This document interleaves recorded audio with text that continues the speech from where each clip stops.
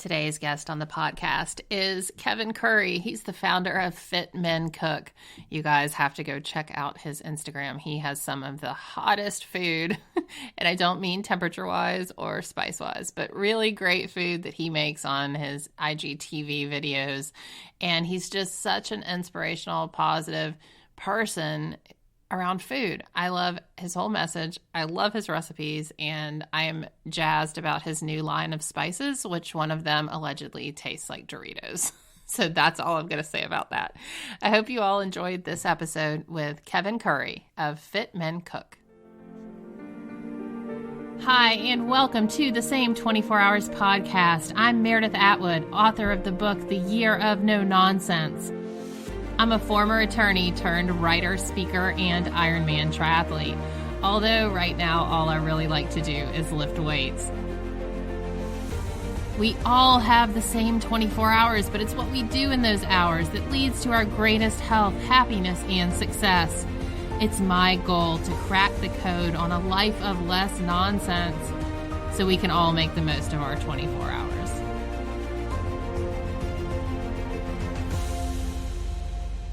So let's get started. Today, Kevin Curry is here. You may know him as Fit Men Cook. Hi, Kevin. What's going on, Meredith? How are you? Oh, I'm good. I'm so good. I worked out this morning on my porch. We're in Massachusetts and it's snowing. Well, it's not actually snowing, but we have 2 feet of snow. Where are you? You're in Texas, right? I'm in Texas. It's, and I'm probably going to make you angry. It was cold this morning, but it was like a really bitter 45. Well, I'm from Georgia, so we just moved up Oh, north. okay. So you get it. And so, I'm totally a brat about this snow thing. Yeah, I actually spent some time up there in Boston and Cambridge. I used to live up there for about 3 years during grad school. And I tell you what, I could not wait to run back to Texas. Oh, yeah. Having it be cold like 9 months out of the year. And I remember one of the years we had the big blizzard. And when it started to snow in April, I was like, okay, this is not going to work. I got to get out of here. I got to get back to warmer weather. I can't do it. Well, it's my husband's fault we're up here. It's his job. And so, he was out there snow blowing, and he's also from Georgia. And I'm watching him out there with the snowblower yesterday. And he just comes in and he's bitter. He's like, I just can't do this. And I said, you did this. Like, you did this to us. It's fine. Like, you got to live with it. But I get it. Being up there too, that was the part that I hated the most. And just the parking situation, and then they come down the street like with the big snow plows. And I had a big Yukon, right? Because I'm from Texas. We all have the trucks. And so I took my truck up there. Oh, it was the most cumbersome. It was the biggest inconvenience ever. Right. Because they would come with that snow plow and then just pack your car in. It was a workout in itself. Yeah. It was a huge workout trying to do it. Well, I came here from Atlanta with my mom wagon, my Honda Pilot, and I realized very quickly, like, that's not going to work. It's 2-wheel drive and it's huge. So now I have a Subaru, like a little white Subaru. I'm like, what is happening to me? I can't even carry 3 children in this car. I feel That's so too funny. Normal. But You're fine. Officially East Coast. You're I official am. now. And in New England, I have like my boots and, my Yak tracks and my North Face. Jeez. Ridiculous. Yeah, I remember having to try to prep for it. And I was like, I think I need to buy everything up there because I don't even know where to shop for something like that here in Dallas. For warm clothes. Yeah. Much cheaper. Yes. Okay, so let's talk about you. Where did you come from? I mean, you are a huge thing in the world with Fit Men Cook, and it wasn't always about cooking and health for you. So what kind of turned the corner? What changed? Social media and Facebook. They kind of put me on blast. I was just like many people out there probably listening to this. I was just really looking for a change in my life, really wanting and needing a change. Part of it was provoked by somebody posting a really unflattering picture of me on social media. It was well-intentioned, it was from a wedding. And I was like, man, you look greasy, out of shape.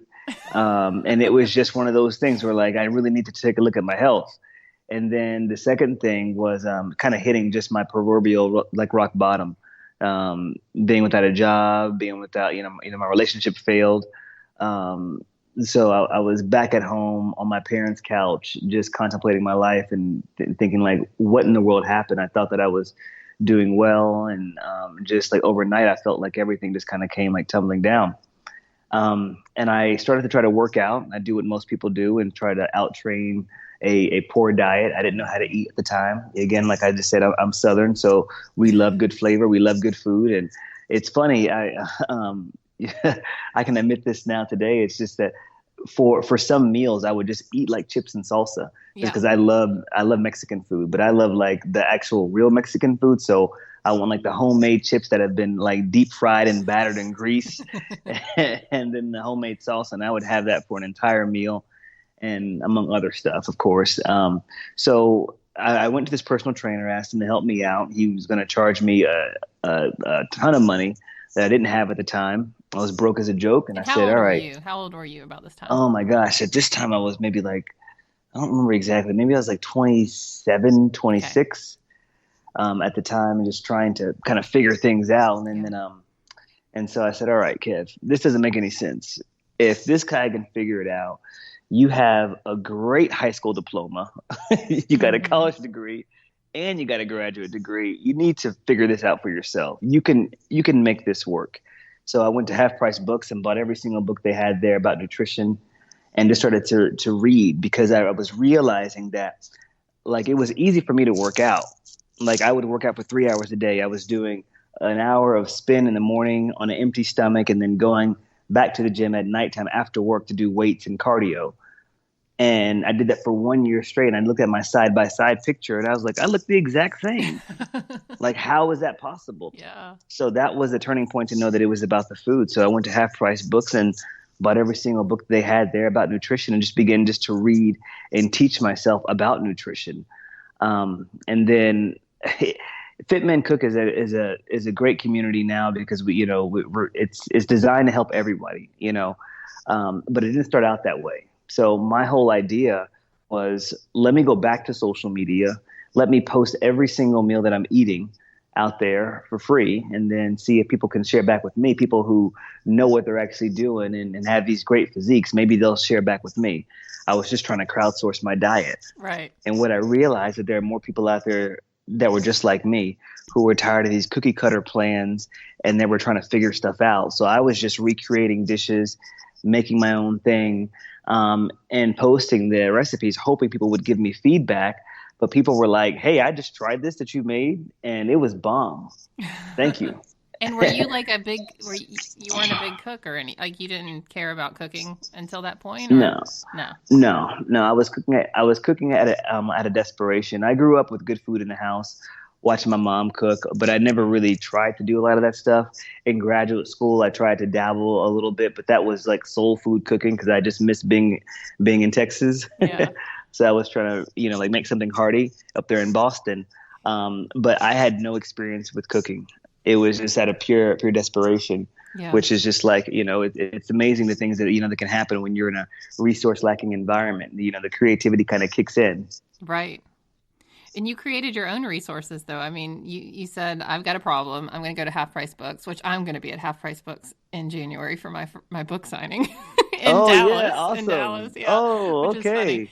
okay. But Yeah. yeah, I mean, you created your own like resources, and I think a Yeah. lot of people they just say, "Well, I can't do this. I don't have the resources," and that's such an important part of change, right? I mean, you have Yeah. to find out some answers for yourself.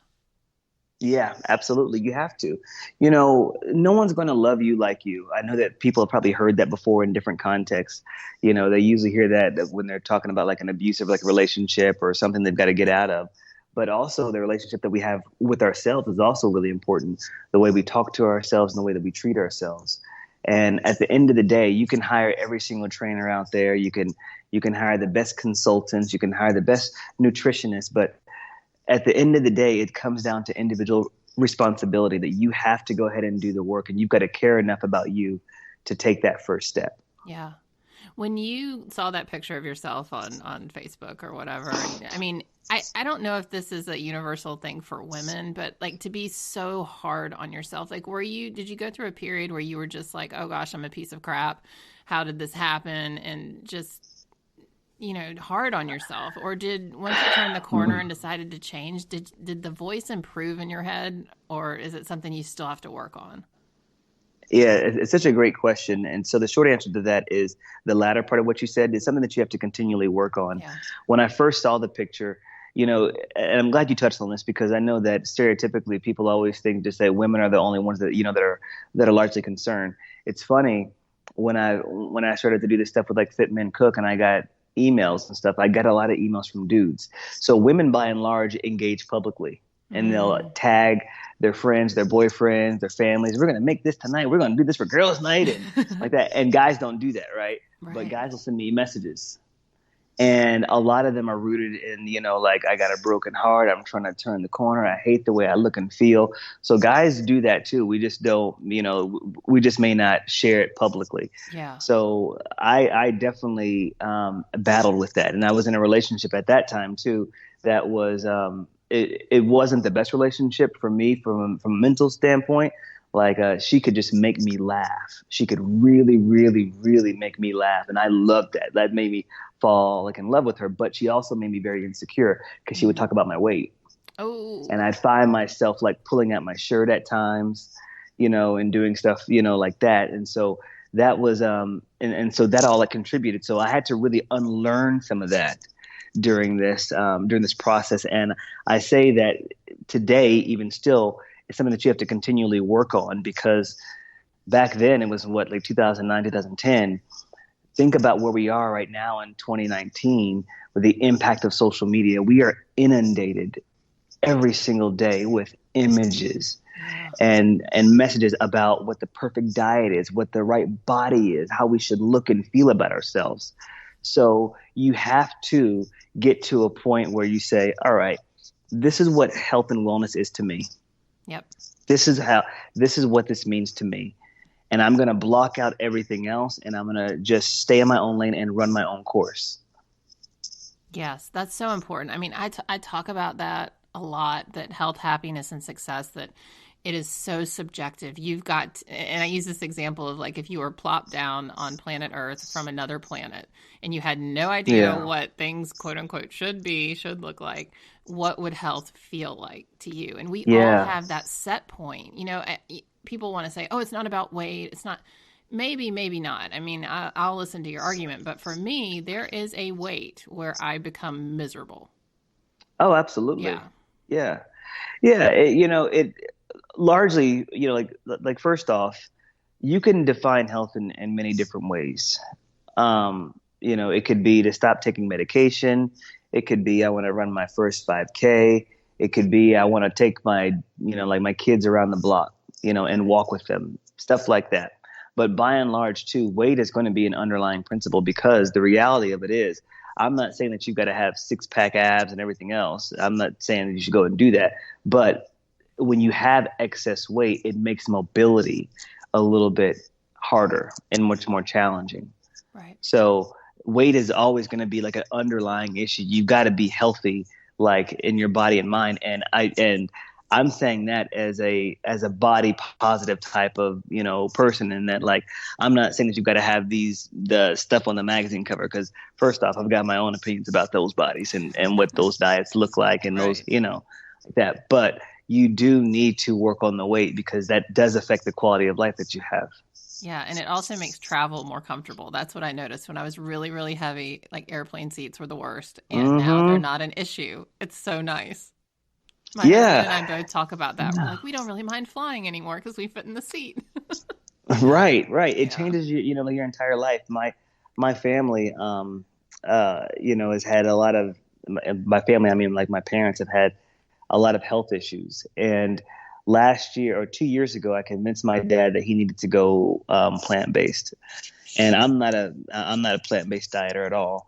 But I knew that with the symptoms that that he had, that he really needed to go plant-based because he had so much internal inflammation. Yeah. And a lot of that is caused by like animal products.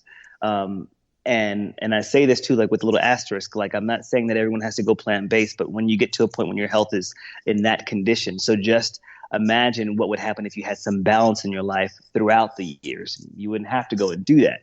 Right. Now, I say that because one of the things that's been a blessing to me to hear them say now today is that they've completely transformed their life. They've lost all this weight, and they're on this different path. And they called me up after Thanksgiving and they said, you know what we're so happy about?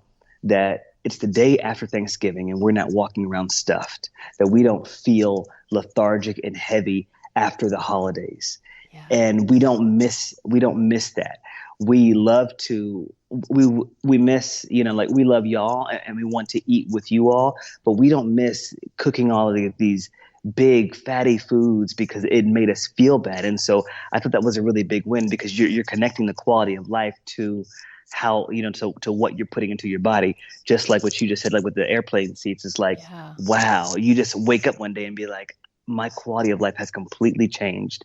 And it's because I changed what I was putting into my body and how I treated myself. Right, right. The food sweats is what I call it. When you Mm. overeat and then you're all of a sudden really hot. Like I am freezing Oh here in God. Massachusetts, but on Thanksgiving I had the food sweats.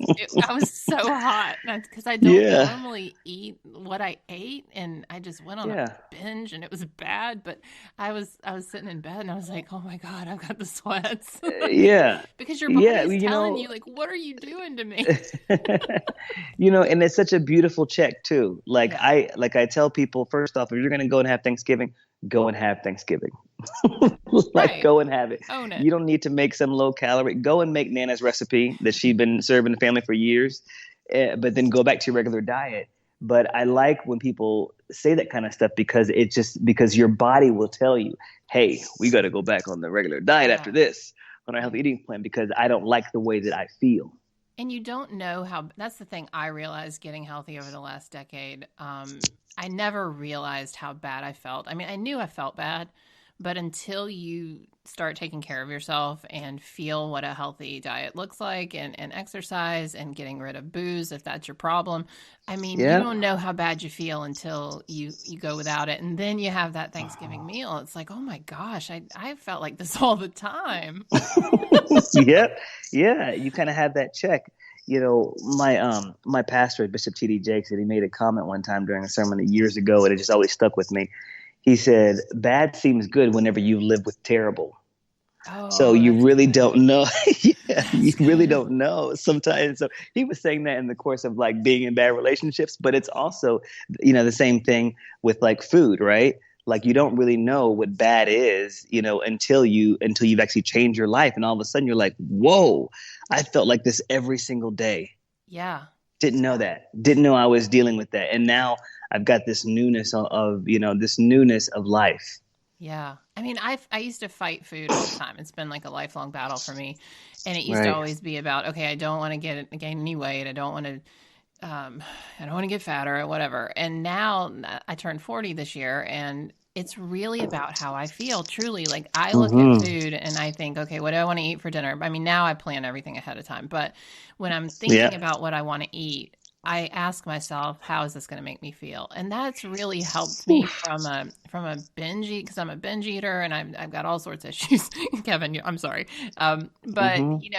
to look at your food on your plate and say, okay, when I eat this, how am I going to feel? And if the answer is like a amazing chicken and rice dish with a salad, I know I'm going to be fine. I'm going to feel fine. Yeah. But there's a big question when Hmm. you're sitting in front of a pizza.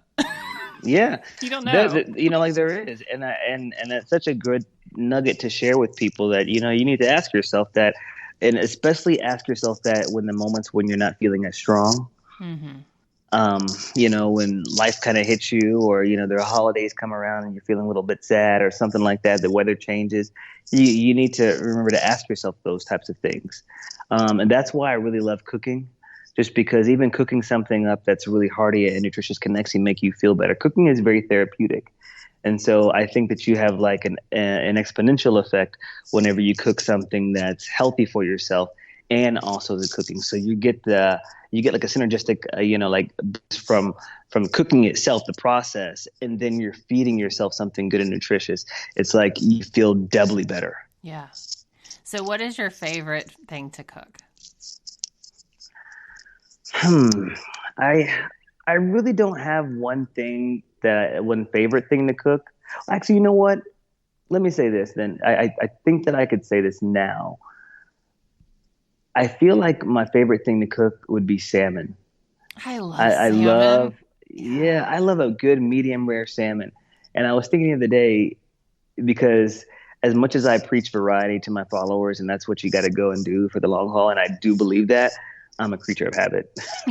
Me too. So, like, I can eat salmon every single morning, and I'll just, I'll grill it up or something, and then just have some toast and some tomato or some avocado, and I'm Yeah. good. And it's just my thing. And so I think that would be like my go-to. The other one I would say I've gotten into this routine after I travel a whole lot. And I just made the connection this year that I like to come home and make flank steak, sweet potato, and greens, some type of green Mm. vegetable like asparagus or green beans or spinach. And I never made the connection um, about why I was doing this until this year. And it's because I grew up with good food in the house. And on Soul Food Sunday is when my mom would actually just cook and everyone would get together. We were kind of like the big mama's house. So everyone would come over our house to eat. Mhm. And one of my favorite things for her to cook would be roast beef, candied yams, and greens. There you go. And we would have and so I never made the connection that like when I come back home from traveling and I'm just out of my element, I make myself something that's nutritious, right? But it's rooted in that memory, which I want to say to people listening out there. And this is what I told like my parents is that you need to make new memories with food. So I've Yeah. got that beautiful memory of Soul Food Sundays and how it made me feel. And now I have this brand new memory of this amazing, healthy, calorie conscious meal that's still soul food inspired. It makes me feel good though afterwards, and Yes. it energizes me. So look at your life and your diet now, not just as, because some people can be like, oh, I got to go eat this salad. Healthy food is way more than that. It's much more than that. So you've got to get beyond what you're used to, and go and explore like other cuisines and other cultures, other types of diets and foods. Expose yourself to that and create new memories. And one of the best ways to do that is to do that with people that you love, Yeah. because you can have that experience and you'll connect like, oh, it's the first time eating quinoa. And I remember that time that, so and so brought that out the kitchen. We didn't know what that was. We were just sitting there trying to eat it and everyone's making jokes, but How you do you have say that that wonderful word? How do memory. you say that? What? Quinoa. Exactly. Quinoa. And that's what I was doing. I still have Yeah. my first memory when I went to the grocery store and asked for, like quinoa. And the guy Quinoa. corrected me. And I said, no, I think it's quinoa. That's what So, my kids do. They're like, "Are we going to eat that Q thing right. in the pantry?" But that's a wonderful memory to have, Yeah. Yeah. of quinoa. Is So it let's so? talk about your salmon because I love salmon too, and I love to cook it in a cast iron skillet, like super hot skillet, skin side Hmm. down, Yep. really hot, so where it goes, tss, You get that crispy skin. Yeah, and then I Hmm. put it in, like, I sear it there for a little bit, and then I put it in the oven, and then turn the broiler on the last, like, minute to get that top crispy. But how do you do Yeah. it? Because I like to hear about how people cook their fish. Yeah, pretty much the same. Yeah. I'll season it up really well, and I usually try to keep it really really basic because salmon is just beautiful by itself. So salt and pepper, maybe some smoked paprika, um, or maybe like a nice like citrus blend, and then I'll also add just maybe like a teaspoon of oil to that as I'm seasoning it, just so that way it helps with the non-sticking and also just to really rub in the rub. Then I'll heat up the non-stick skillet, put it on super high heat, and then I'll actually sear it first for like 1 or 2 minutes with the skin side up, Hmm. and then flip it over skin side down, and cook it for the rest of the time, and then put it into the oven. So I'll sear it, and then I'll bake it or broil it in the oven for, gosh, no more than 6 minutes. Yeah. Usually, if it's a small like fillet, because I like mine medium rare, and then just take it out, and then that salmon, the skin is so nice and crispy and firm, and then all the flavor is there. So that's my Yeah. easy way to do it. Yeah, I love I watched on your Instagram this morning while I was working out your vegan chocolate waffle. Oh, I was yeah. like, yeah, I'm I'm not doing getting my bicep fail. curls and watching the vegan waffle, and then your friend who's like, oh, it tastes like cake, and I was like, I need to turn this one off. Back to the chicken. Yeah, sweets are Yeah. my weakness, so I try to not Yes. to make too many of them. It kind of sends me on a binge. I know, and that's the funny thing. So I was looking through all of your posts, and all the food looks so good, and I have such a hard time with, like you say, a binge. I almost like my food to be kind of bland sometimes because Mm, I'm like, I don't want it to taste too good because I can't.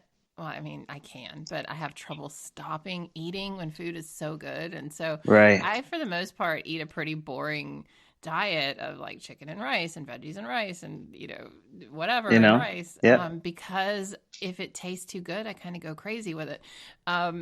Does that make any sense to you? It does. Yeah. It does make a whole lot of sense, and I'm glad that you just like kind of put that out there, just because you got to do what works for you Yeah. at the end of the day. So for me, I can like say for me it's eating sweets. So I try to stay away from those because I just know that one little taste of something, and I'm going to be trying to chase that high all day long, trying to find So something else true. so sweet to eat. So yeah, you got to find the little stuff that actually works for you. And as long as you're staying like committed to your own diet and you're happy, then hey, then keep on doing it. Yeah. Well, I want to talk about your spices because I have this. My kids, I make them sandwiches for lunch, and my daughter was making her own sandwich last week, and she goes, "Mom, I don't know what is wrong with my sandwiches, but they don't taste like yours." And I said, "Well, here's the secret. In high school, I started putting seasoning on my sandwiches, and I started making. So my friends would come over, we would swim all day, and they would be like, "Make me one of your sandwiches." And so I would make a sandwich, a turkey sandwich, and the secret was Mrs. Dash. Like that was what I used then. And everyone's like, "Why is this sandwich so good?" And so over the years, like I'll put different spices on my sandwiches, and Yeah. people are like, what is it with your sandwich?" And so spices are like they're so underestimated. They change everything. They change everything. And I saw that you've got a new line of spices. So definitely want to talk about those and kind of how you came to develop your own and what they are. Yeah, spices. I mean, you're so right. Spices really do add like a lot of flavor, and they help to liven up any diet and freshen your diet. And so, if you're not using spices or some seasoning out there, please do yourself a favor and go and get yourself some good flavor because you don't know what you're missing. Yeah. Um, and so it came to the point like after I did the book last year that I really wanted to begin now. I felt like to get into people's kitchens and in a brand new way and have my own products. We have been pitched for like a couple years now, just about doing stuff, doing different products, and I just never felt that it was the right time. And now I do. I feel like I'm at a point. I finally kind of feel like I've had like my voice, and I have like a point of view about stuff. Hmm. And so part of it is like, all right, I know where I struggled when I first started out too, and that was just trying to make things taste good. I remember going through my pantry and seeing like tons of different, spices, and in about a year, they all have dust on them because I have no idea like how to use them.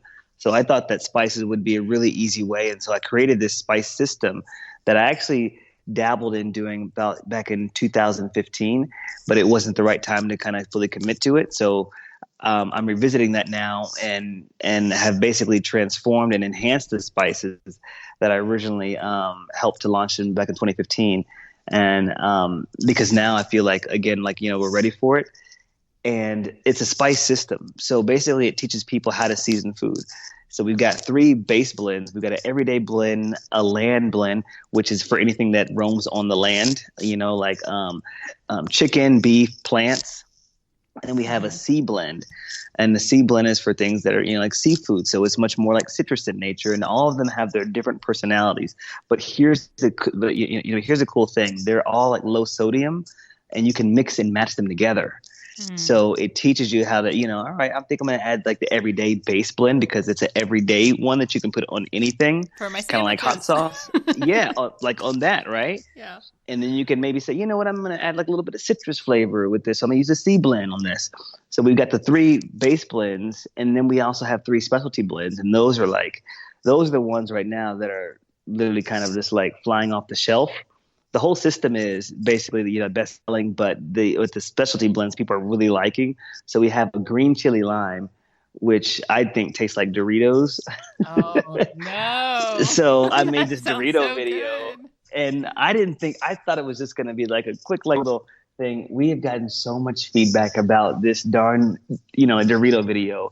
Some people are actually going and recreating those chips, like, using that blend. And then we have a sriracha blend, and then we have a Southern Creole blend. It's a nod to my Southern heritage and my Cajun roots, and that. And I like that blend in particular because Cajun seasonings and rubs are loaded with so much sodium and sugar at times. There's just tons of it. These are freshly ground blends. They're very low sodium, so it teaches you to, at the very end, season your food with a little bit of salt and pepper afterwards. And we tend to, when we start cooking, we watch these shows and people just put in globs of salt and pepper from the get-go, and you have no idea what it tastes like.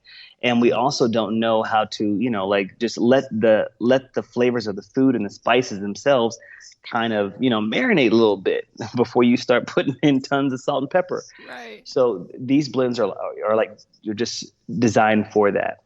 And they're called the Fit Cook blends. And I'm really happy about them. We launched, I guess we launched at the very top of November or we launched mid-November. And they're doing amazingly well. We're ranked number one in mixed seasonings on Amazon, for new releases, for the whole set. And I just found out yesterday that people can also buy them in individually. So within the top 10 of the spices on the Amazon, we actually have four of those spots because people are buying the set and then they're buying the individual bottles. Well, you had me at Doritos because I can't eat corn. It's such a sad allergy, but I have a corn allergy. And so Doritos were always my driving food. Either. I know it's a terrible thing, but I used to get a bag of Doritos when I would drive home from college. And I was smoking at the time too, and I would smoke cigarettes and Doritos. And so to have a spice that could put that on my rice or something. Are you kidding me? Oh my God. Yeah, it's ridiculous. My cousin called me last night, and my other family, they're not into healthy eating and cooking. And my aunt, who is just, cooks the most unhealthy food, she got on the phone. Baby, these spices are hitting. And they put them on some burgers they made. They're like, oh my God. Awesome. So I'm really happy to see that people are, and they use lean meat.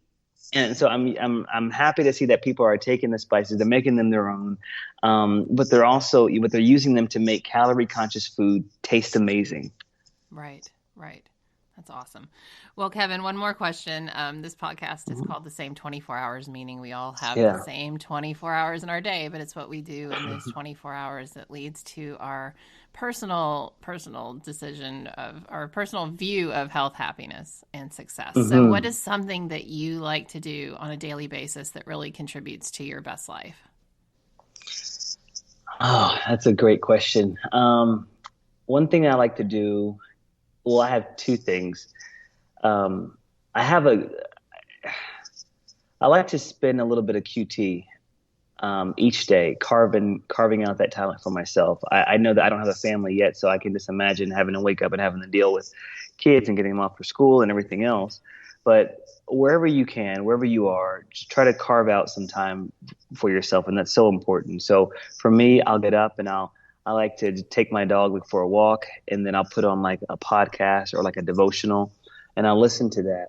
And it's the only time, and during that time I'll put my phone on do not disturb. And it's the only time of day that I have that's completely to myself, that I can just, be alone with my thoughts and learn something that'll just, empower me. I'm feeding back into me and getting ready for the day and getting mentally prepared. And I think it's so important because one thing that I've learned going through therapy is that we rarely talk to ourselves and we rarely listen to ourselves. And so that got me into the habit of let me get more in tune with Kevin. And then the second thing that I do is, on that similar note, is I like to have a really good wind down routine.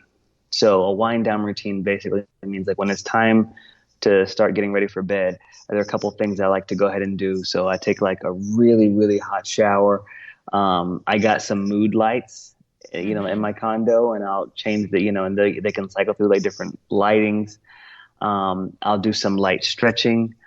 But I do all these different things in order to tell my body, like, it's time, Kevin, to turn your mind off, stop thinking about what happened and what could have happened today or what didn't happen, et cetera, and get some rest. And I think that's been the most challenging thing that I've done, but also the thing that I know that contributes to my best self. Yes, and I find that when you have rest, it does. Yeah, absolutely. Well, thank you so much, Kevin. I'm going to order your spices right now. Oh, thank you so much for doing that. Thank you. Thank you for joining me on this episode of The Same 24 Hours. Remember to rate, review, and share this podcast. It really matters. I appreciate it. See you next time.